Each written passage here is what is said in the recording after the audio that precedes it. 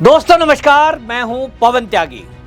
दोस्तों, राम मंदिर के मुद्दे पर समाजवादी पार्टी के अखिलेश यादव ने जिस तरह से झूठ फैलाया, उस मामले में उल्टा चोर कोतवाल को डांटे वाली पोजीशन में अब अखिलेश यादव ऐसे लोगों को धमकी दे रहे हैं जिन्होंने अखिलेश यादव के टिन्नू यादव से संबंध पर पोस्ट की।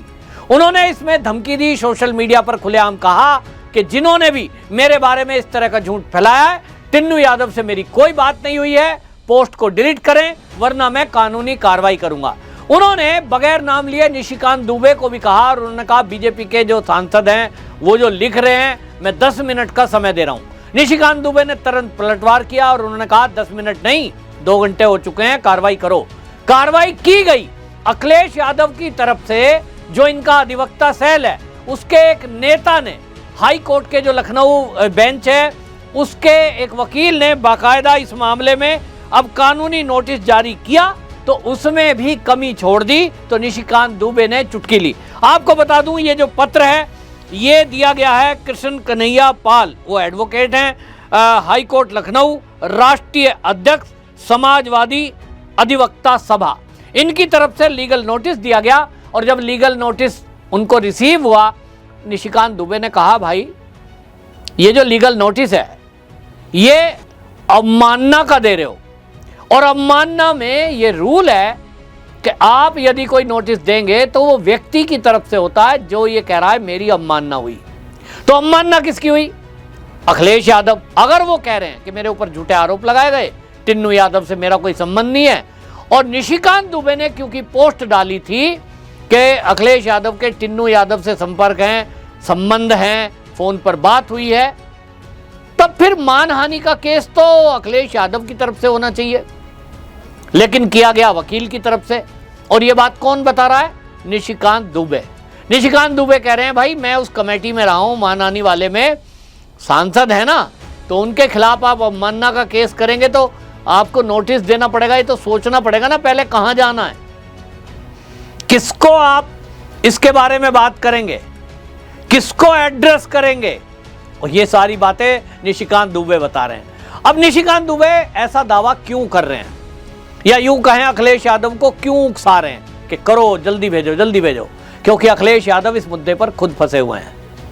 अयोध्या के संत एक बात पूछ रहे हैं कि अखिलेश यादव जी, यदि टिन्नू यादव का आपसा संबंध झूठा है, हमारे आरोप झूठे हैं कि साहब हमने झूठ बोला, आपका टिन्नू यादव से कोई संबंध है, कॉल हुई, मान लो, तब फिर आप ये बताओ कि आपने किस बेस पर जो राम जन्मभूमि के चोरी के मामले में ये कहा सोने की रामायण चोरी हो गई, काक भुसुंडी चोरी हो गए, सोने का हार चोरी हो गया, 200 करोड़ की चोरी हो गई, रामगोपाल यादव जो हैं आपके चचा जी, उन्होंने बोला है, महासचिव हैं आपके, तो फिर आपके पास ये कहने का आधार क्या था? उल्टा फंस गए।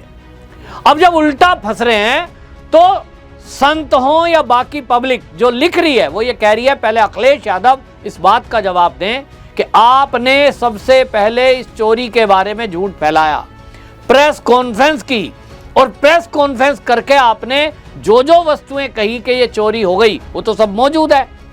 तो पहले आप जवाब दो कि आपने ये अवमानना की या नहीं की। आप झूठा आरोप लगा रहे हो चंपत राय जी पर, झूठे आरोप लगा रहे हो संघ पर, झूठे आरोप लगा रहे हो विश्व हिंदू परिषद पर, तो सबसे पहला केस तो आपके ऊपर होना चाहिए।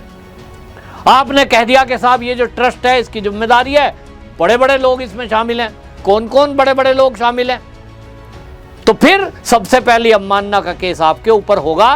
तब फिर ये टिन्नू यादव वाला केस अभी तो ओपन हुआ नहीं है, एसआईटी ने जरूर पता लगा लिया होगा टिन्नू यादव की कॉल डिटेल, ये तो पक्का है, वो पता लग गई होगी, और इसलिए कहीं से लीक हुई है।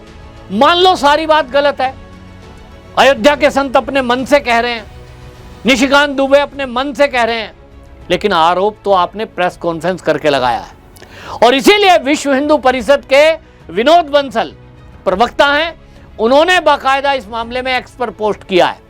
अंतरराष्ट्रीय जो अध्यक्ष हैं आलोक कुमार जी, उन्होंने बाकायदा पुलिस को पत्र लिखा है कि जिन नेताओं ने ये आरोप लगाए उनसे पूछा जाए, पूछताछ की जाए कि उनकी जांच का आधार क्या है, उनके पास सबूत कहां से आए। और ये मैं डे फर्स्ट से कह रहा हूं कि ये विपक्षी पार्टी जिस तरह का आरोप लगा रही है तो ये जो है इस तरह की बातें कर रहे हैं। निशिकांत दुबे ने एक्स पर पोस्ट लिखा, उन्होंने कहा अखिलेश यादव जी जिस तरह से वकील लोग आपको बेइज्जती कर रहे हैं, मानहानि यदि आपका हुआ है तो नोटिस भी आप ही की तरफ से आएगा ना, कानून यही कहता है।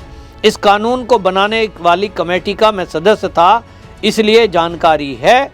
आपने क्या हालात बना रखी है, कुछ लेते क्यों नहीं, कम से कम विक्स की गोली ले लीजिए। अब इन्होंने मजाकिया लहजे में ये बात बोली है। लेकिन इस मामले में अब आपको बता दूं, विनोद बंसल जो विश्व हिंदू परिषद के प्रवक्ता हैं, उन्होंने कहा कि जिस तरह से इस मामले में आम आदमी पार्टी के नेता वो कह रहे हैं कि समाजवादी पार्टी, आम आदमी पार्टी और कांग्रेस को राम भक्तों, ट्रस्ट और श्रद्धालुओं से माफी मांगनी चाहिए। उन्होंने राम भक्तों द्वारा दान की गई कीमती चीजों की चोरी की झूठी और सुनियोजित खबर फैलाकर राजनीतिक प्रचार किया था, जबकि वो सभी चीजें सुरक्षित हैं और ट्रस्ट ने उन्हें जनता के सामने प्रदर्शित किया है। यह इन रामद्रोहियों के मुंह पर एक जोरदार तमाचा है। एसआईटी को भी इस पर ध्यान देना चाहिए और बीएनएस की धारा 353 के तहत कार्रवाई शुरू करनी चाहिए। ये विनोद बंसल जी ने मांग की है। अब देखना होगा इस मामले में क्या एक्शन लिया जाता है। लेकिन जैसा मैंने कहा, आलोक कुमार जी ने भी इस पर पत्र लिखा, उन्होंने भी एएनआई के पत्रकार से बात करते हुए ये बात कही और उन्होंने ये कहा कि जिस तरह की बातें कही जा रही हैं इस मामले में, अब आलोक कुमार जी कह रहे हैं कि भाई ये जो चीज़ें हैं, जो आरोप लगाए गए, ये सब फर्जी हैं और अब इस मामले में पूछताछ होनी चाहिए कि जो ये आरोप लगाए जिन विपक्षी नेताओं ने, इस मामले में क्या उनके पास जानकारी है। अगर जानकारी थी तो राजनीति करने के बजाय एसआईटी को देना चाहिए। और यही बात योगी आदित्यनाथ जी ने भी बोली थी।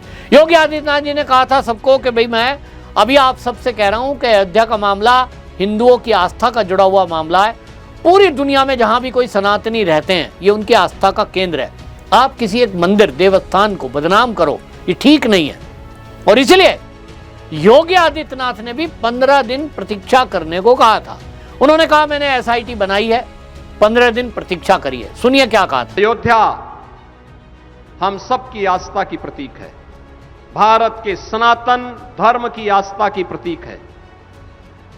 अयोध्या पर आक्षेप मत करो। प्रभु श्री राम की मर्यादा का पालन करना सीखो। और अयोध्या के बारे में जो कतिपय समाचार मिल रहे थे, हमने कहा था एसआईटी गठित की गई है। एसआईटी की रिपोर्ट आने के साथ ही हमारी कार्रवाई भी प्रारंभ हो जाएगी। और आपने देखा होगा एसआईटी की रिपोर्ट आई, तुरंत कार्रवाई प्रारंभ हो गई। और मैं आश्वस्त करता हूं, जो मैंने कहा था, दूध का दूध और पानी का पानी हम करके रहेंगे। जन आस्था के साथ खिलवाड़ स्वीकार्य नहीं। सनातन आस्था के साथ जो भी खिलवाड़ करेगा उसका भुक्तभोगी होगा। किसी को छूट नहीं दी जा सकती। लेकिन बहनों और भाइयों, मैं आप सबको इस बारे में भी कहना चाहूंगा, पूरे प्रदेशवासियों से मैं कहना चाहूंगा, सभी राम भक्तों से मैं अपील करना चाहूंगा, ये जो लोग आज आक्षेप कर रहे हैं, उठाने का कुत्सित प्रयास कर रहे हैं, इनकी मनसा अच्छी नहीं है। ये वे लोग हैं जो भगवान राम को नकार चुके थे, भगवान राम के अस्तित्व पर प्रश्न खड़ा कर चुके थे। एक पक्ष उसमें है जो कहता था कि राम हुए ही नहीं, एक पक्ष कहता था राम हुए ही नहीं, यानी अयोध्या को भी ये नकारना चाहते थे। लगातार न्यायालय में मुकदमा लड़ते रहे,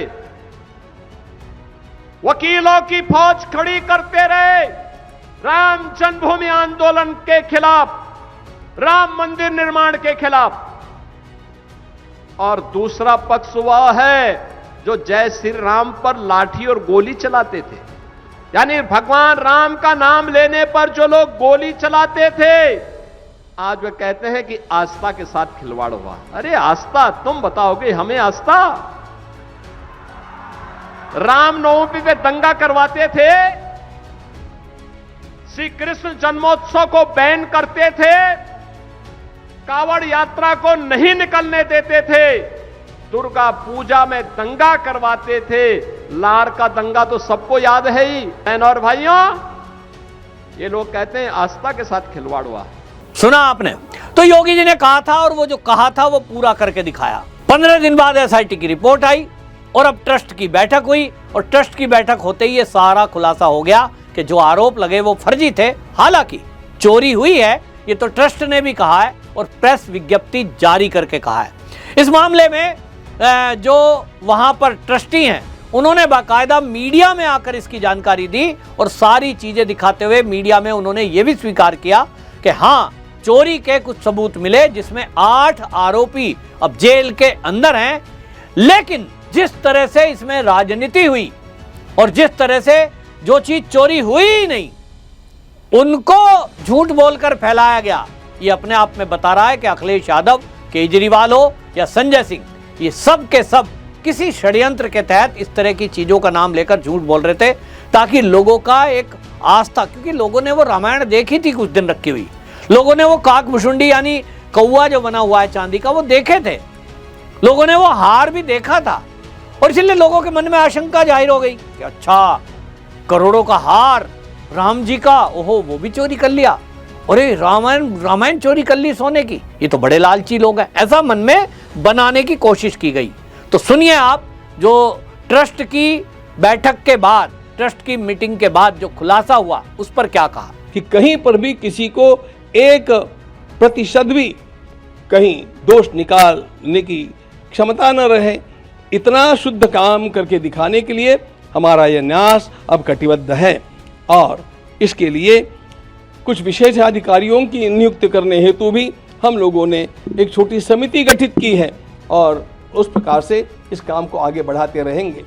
फिर 22 तारीख को हम मिल रहे हैं, उस तक हम लोगों का और भी एक महत्वपूर्ण पड़ाव पूरा हुआ होगा।